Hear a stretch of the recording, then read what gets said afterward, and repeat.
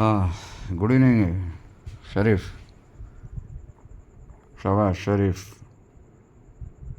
ఎట్లన్నావు? ఆరోగ్యం బాగుందా? బాగానే ఉంటుందిలే. నాటకాలు దింగుతున్నావుగా ఫుల్గా, బెడ్ ఎక్కి తప్పించుకోవడానికి ఇదో మార్గం. సరే కానీ మనమాట మా పేరేంది, మిలిటరీ ఆయన, మీ మిలిటరీ ఉన్నాడు కదరా స్వామి, బిలాల్ బుట్టు ఒకడను, ఆ ముగ్గురిని లైన్లో కలుపు, లైన్లో తీసుకో, ఒక మాట మాట్లాడాలా. వచ్చారా? సరే, ముగ్గురు వినండి అబ్బాయిలు, మీరు కూడా వినండి అబ్బాయి. తెలుగు సినిమాలు చూస్తుంటారా మీరు? చెప్పరా, చూస్తుంటారా? మంచి పిక్చర్ ఒకటి పంపిస్తా ఈ నైట్కి. నువ్వు ఎటు టీవీలో చూడలేదని తెలిసిపోయింది మాకు. ఎందుకంటే టీవీలో ఈ యుద్ధ భయం, అక్కడ కమ్మేస్తున్నారు, ఇక్కడ కమ్మేస్తున్నారు, మోడీ గారు అది పక్కన పెట్టాడు, ఇది తీశారనుకుంటే నీ పైన పోతాయి. అసలు గుండె జబ్బు అంటున్నావు, అది అంటున్నావు, ఫైల్స్ అంటున్నావు, మూలశంక అంటావు, ఇది తట్టుకోలేవు. కానీ అందుకని నువ్వు టీవీ చూడడం మానేసావని మాకు తెలిసిపోయింది. నిద్ర లేదు, ఏమీ లేదు. అలా వైకుంఠపురం సినిమా చూశారు, నేను బాగుంటుంది. అల్లు అర్జున్ గట్టిగా చేశాడు. అట్లాగే పవన్ కళ్యాణ్ సినిమాలు కూడా బాగుంటాయి, చూడు. పవన్ కళ్యాణ్ కూడా ఈ మధ్యన ఏదో సినిమా చూశాను ఒకటి, అది కూడా చూసి పంపిస్తాలే. దీంట్లో ఏం చేస్తాడంటే పవన్ కళ్యాణ్ డైలాగ్ చెప్తాడు, అరే సింహం నిద్రపోతుందని తోకతో ఆడుకోవాలని చూడకూడదు, మింగేస్తుంది. నువ్వు అట్లాగే ఆడుకుందామని చూసావు, హరి సినిమా అయిపోవచ్చింది. అట్లాగే ఇంకోటి అల్లు అర్జున్ సినిమా. అల్లు అర్జున్ ఏం చెప్తాడు వైకుంఠపురంలో, చెప్పు.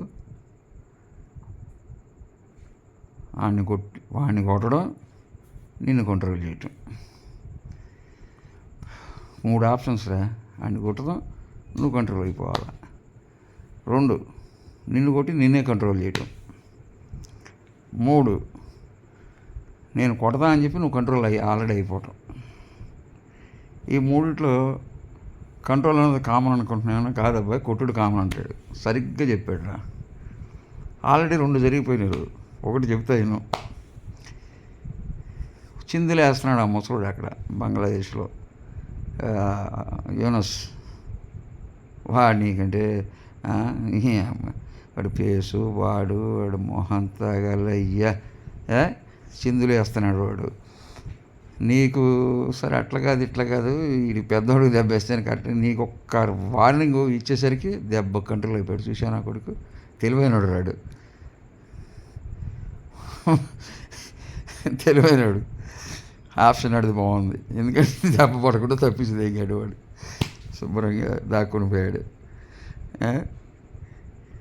అట్లాగే మీ మునీర్ కూడా తెలివైనడు. మీ చేతంతా ఆడ పక్కన ఉండి అనేసారు, వెళ్ళిపోయారు. నీ పేరు చూపించేశారు, నువ్వు ప్రెసిడెంట్ అన్నారు, ప్రైమ్ మినిస్టర్ అన్నారు. ఆడ చెత్త వాగడంతా వాగారు, నేను కొడతా నెక్స్ట్ నాది అనుకున్నాడు. వాడు కళ్ళలో దొరికిపోయాడు, బాగా పంపించుకుంటాడు. ఇప్పుడు నిన్ను కొడితే నిన్నే కొట్టాల్సి వస్తుంది. ఇప్పుడు నిన్ను కొట్టే నేను కంట్రోల్ చేసిన పరిస్థితి తెచ్చేసుకున్నావు. నేను చెప్పిన మాట చిన్నవో పెట్టవో సావో, బెడ్ ఎక్కి కూర్చున్నావు. బెడ్ ఎక్కి కూర్చొని కూడా నాటకాలు చేస్తున్నావు,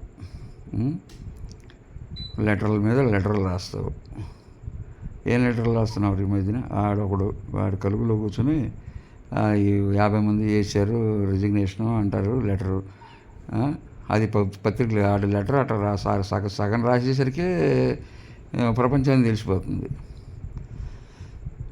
నువ్వు బెడ్ మించి మూలశంక అని చెప్పి ఎవడన్నా రాసుకుంటాడు అసలు అట్లా? అమ్మ సోదరేలా, ఇంకెప్పుడు బ్యాట్ బాగా ఏదైనా జబ్బును కూడా సెలెక్ట్ చేసుకో.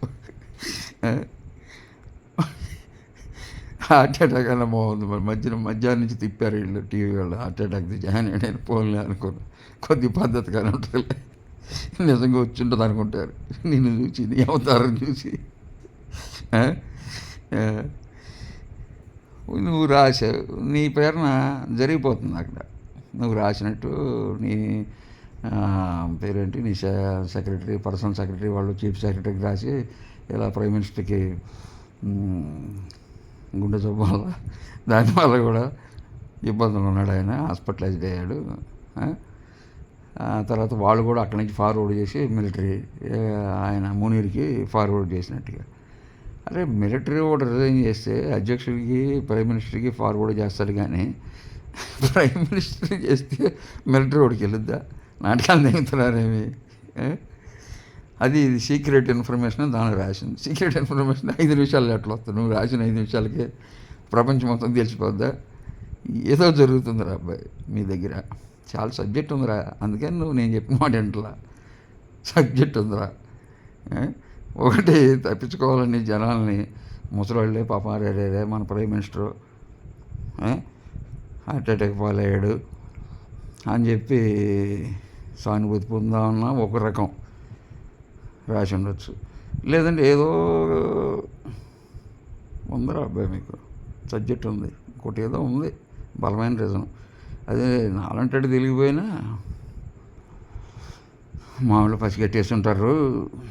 వాళ్ళు ఆవలిస్తే కింద నుంచి పై స్కాన్ అయిపోద్ది. నువ్వు రేపు చెప్పదలుచుకున్న అబద్ధం కూడా ముందే చెప్పేస్తారు వాళ్ళు. ఇంకోటి ఏం చెప్పరు, నీకు నిజం కూడా చెప్పమంట. ఆ లైన్లో ఉన్నారు, వాళ్ళు కట్ చేయరు బాబు, మళ్ళీ మాట వింటారు వాళ్ళు.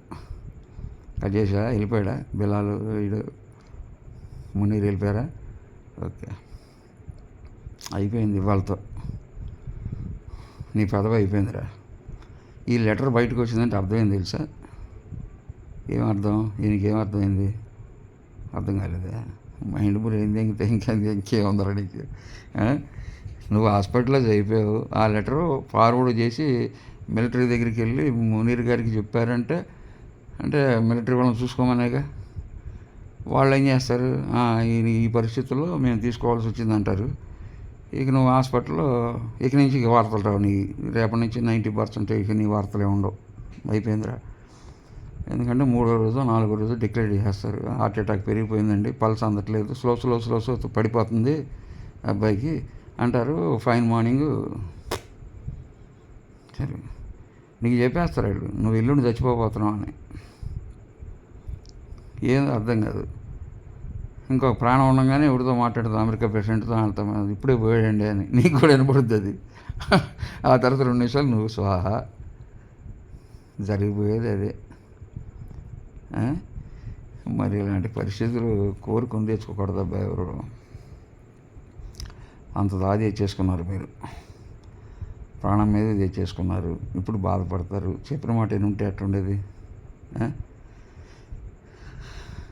ఎందుకురా ఈ కులాలేంటి మతాలేంటి ఈ పద్ధతి? అసలు దీని మీద ఎవడో నిర్ధారణ దిగుతాడా? బ్లడ్లు బ్రీడ్లు ఏందిరా బ్లడ్లు బ్రీడ్లు? అరే నాకు ఇవాళ ఒకటి, నా పార్టీలతో సంబంధం లేదు కానీ మా రాష్ట్రం కాదు, మా పక్క రాష్ట్రం, అక్కడి నుంచి ఓవైసీ గారని ఒక, నీకంటే చాలా ఎక్స్పీరియన్స్, నువ్వేమంత నిన్న పంచర్ వేసేవాడు, ఏమ 15 నెలల క్రితం నువ్వు ప్రైమ్ మినిస్టర్ అయిపోయి మీ అన్నదయ్య వల్ల అంతే. అంతకుముందు పంచర్ లేకమని బతుకు. ఓవైసీ ఉన్నాడు, వాళ్ళని ఆయన 5 సార్లు చేశాడు, ఆయన 5 సార్లు చేశాడు. ఏమన్నా కానీ రాజకీయం ఏమన్నా కానీ ఎవరు వచ్చారు? ఆయన ఒక పార్టీ, ఇంకో పార్టీ ఉంటారు, కాంగ్రెస్ వాళ్ళు ఉంటారు, తెలుగుదేశం ఉంటారు, అందరూ 100 రకాలు ఉంటాయి. కానీ యుద్ధం వచ్చేసరికి ఏమన్నాడు చూసా? నా భారతదేశాన్ని మీద నీరంటాడు ఎవడొచ్చినా సరే నరికి అవతలేస్తాం అన్నాడు. ఆ మాట భలే ముచ్చటేసింది నాకు. ఇవాళ ఆయన పోస్ట్ని 1 కోటి లైక్స్ వచ్చి ఉంటాయి. అర్థమైందా? అది భారతదేశం అంటే. మీరు రాజకీయాలు చేసుకుంటారు, మీరు నరుకు చేస్తారు. ఇక్కడ అట్టుండదు. రాజకీయమే తెలుసు. ఈ రాజకీయం మాకు ఎక్కడ ఉపయోగపడుతుంది? మీ పతనం దాకా మేము చూస్తూనే ఉంటాం. మీ పోతావు, ఇంకోటి వస్తాడు, ఆడు పోతాడు, ఇవన్నీ మీరు మా కళ్ళ ముందు బోడంత మందిరే ఎక్కడం, ఆడు చచ్చిపోవటం, వీడు ఆడిని చంపడం, ఆడిని చంపడం. నీ అమ్మ రక్త చరిత్ర సినిమా రాని మా సత్ సినిమా అనేది మామూలు కదరా మీరు. ప్రతి వాడు వచ్చిన ప్రతి చిన్న ఇది స్టేట్మెంట్ వస్తుంది. అంత చూస్తా భారతదేశాన్ని. 5 నిమిషాలు 6 నెలలు తిరిగేలోపు ఆడు ఉన్నాడు. ఆడు దుబాయ్ అన్నా చెక్కేస్తాడు, బ్రిటన్ అన్నా చెక్కేస్తాడు, లేదంటే గాలిలో కలిసిపోతాడు. ఇది వాస్తవం ఆయన. ఇది తూర్పున సూర్యుడు పుడతాడు, పడమర అస్తమిస్తాడు. నువ్వు ఎక్కడ ఏ దిక్కునున్నా పడమర దిక్కునున్నావు. సూర్యుడు అస్తమించేది అక్కడే, నీ అస్తమయం కూడా అక్కడే జరిగిపోద్ది. అది తెల్లారి ఈ వార్తల్లో మేము వినాలేమో, ఏదో ఫ్రెండు కాబట్టి 2 కన్నీళ్ళు కార్చడం తప్పించి నేనేం చేయలేను రేఖ. వదిలిపెట్టారు అబ్బాయి. గిన్షిప్లు అన్నీ తెంపేసుకో. ఇక ఏమైనా పెళ్ళాం పెట్టిన ఉంటే సెటిల్ చేసుకుని ₹4 ఎక్కడో దాచేసి ఉంటావు, నువ్వు కూడా ఎక్కడో పంపించేసి ఉంటావుగా. ఇంకా ఆడితోటి వాళ్ళు బతుకుతారులే. జాగ్రత్త రే. ఈ నైట్కి లెక్కేసుకో. ఇక నీ చేతిలో అధికారం పోయింది. రేపు పొద్దున్నే మోడీ గారు కూడా ఫిక్స్ అంటున్నాడు. సినిమా అయిపోయింది, సహనం చచ్చిపోయింది.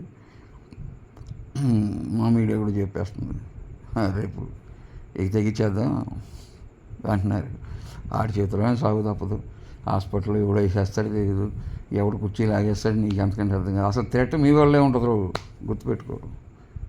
థ్రెట్ మీ వాళ్ళ వల్లే ఉంటుంది, మా దగ్గర ఉండదు. మా వాళ్ళు నిన్నే ముట్టుకుంటే పిచ్చుకో. నీ జోలికి ఎందుకు వస్తారు వాళ్ళు? మీ దగ్గర ఆయుధాలు ఉంటే ఎవడు ఆయుధం పట్టుకొస్తే ఆయన లేపేస్తుంటారు. నీ జోలికి రారు. కానీ మీ వాళ్ళు నిన్ను లేపేసేది నీ పక్కన వాళ్ళు, అటు ఇటు మొత్తం వాళ్ళతో వెళ్తా జాగ్రత్త చూస్తుండ్రు. డాక్టర్ కూడా ఏం చేస్తున్నాడో అది కరెక్ట్గా చూసుకోదు. మందు ఉందా, సీల్ తీసుందా, సీల్ ఓపెన్ చేసిందా, ఇవన్నీ లెక్కేసుకుని భయంగానే ఉంటుంది. మరి నేను చెప్పిన తర్వాత భయంగానే ఉంటుంది. గుండె రాయి చేసుకుని జాగ్రత్తగా నిద్ర పట్టదు అనుకో. ఏదోటి మింగు, ఏదో ట్యాబ్లెట్. ఏమంట మందులు కూడా ఆపేశాడు మోడీ. ఆపేశాడుగా మందులు ఇవ్వటం ఆపేశాడుగా. ఏముంది అసలు మీ దగ్గర? ఇప్పుడన్నా ఆత్మవిమర్శ చేసుకో. పోయే చివరి స్థానంలో అన్నా ఆత్మవిమర్శ చేసుకో. నిజంగా ఎప్పుడో ఉల్లిపాయలు కొనేవాళ్ళంట మా చిన్నప్పుడు మీ దగ్గర. ఆ ఉల్లిపాయలు కూడా ఆపేశారు. ఎప్పుడో మిమ్మల్ని వదిలిపెట్టినప్పుడు మంచి స్టేట్ మీది. అట్లాంటిది బియ్యం మేము పంపించాలా, పందారం మేము పంపించాలా, నూనె మేమే పంపించాలా? ఇప్పుడు నేను చెప్పాను చూడు, అది మేమే పంపించాలా? రేపొద్దు సింధునేది వదిలితే నీళ్ళు తాగేది. కరెక్ట్. నువ్వు తినే కంచం చుట్టూతున్నాయి మాయే కదరా తినేది. మా భారతీయులు పండిస్తేనే కదరా నువ్వు గాలి పీల్చుకోగలుగుతున్నావు. మంచి హిమాలయం మీద చల్లటి గాలి వస్తేనే కదరా నువ్వు తట్టుకుని పోతున్నావు. ఏముందిరా మరి? ఇందు దేశాలు ఏంది, ఈ పగ ఏంది, ప్రతీకారం ఏంది? ఇక అందరికీ కాతే వెళ్ళిపోయే ముందు రోజంట రియలైజ్ అవుద్దంటరా. ఇప్పుడు బెడ్ మీద ఉన్నోడికి నోరు పడిపోద్దంట, ఫస్ట్ కాళ్ళు పడిపోతాయంట, నోరు పడిపోతాయంట, చివరికి అచేతనంగా అట్లా చూస్తూ ఉంటాడంట. అంటే ఇంకో 7 నిమిషాలు లేదా 30 సెకండ్ 40 సెకండ్ చచ్చిపోయేటప్పుడు అది మొత్తం కదులుతాయంట. మనం ఏం తప్పులు చేసామనేది అవుతాయి అవన్నీ. ఇక అవన్నీ వదిలేసి ఆంజనేయ దండకం చక్కగా చదువుకో. నీ ప్రయాణాన్ని మంచి ఏర్పాట్లు చేస్తాడు ఆయన. ఎందుకంటే ఫాస్ట్గా వెళ్ళిపోతావు కదా. ఆయన ఎగిరే అంటే ఒక దూకే అంటే డైరెక్ట్ తీసి వెళ్ళిపోతాడు ఆయన. నీ గమ్యం ఎక్కడ కోరుకుంటే అక్కడికి. నువ్వు వాళ్ళ దగ్గరికి వెళ్తానంటే వాళ్ళ దగ్గరికి, లేదంటే క్రీస్తు దగ్గరికి వెళ్తానంటే క్రీస్తు దగ్గరికి, లేదంటే మా దేవుడి దగ్గరికి అన్నా ఎక్కడికైనా ముందు రీచ్ చేయటానికి ఫస్ట్ ఆయన కాంతి వేగంతో ప్రయాణిస్తాడు. ఉంటారా? మళ్ళీ మాట్లాడుకునే అవకాశం రాదేమో మన ఇద్దరికి. బాధగానే ఉంది, తప్పదు.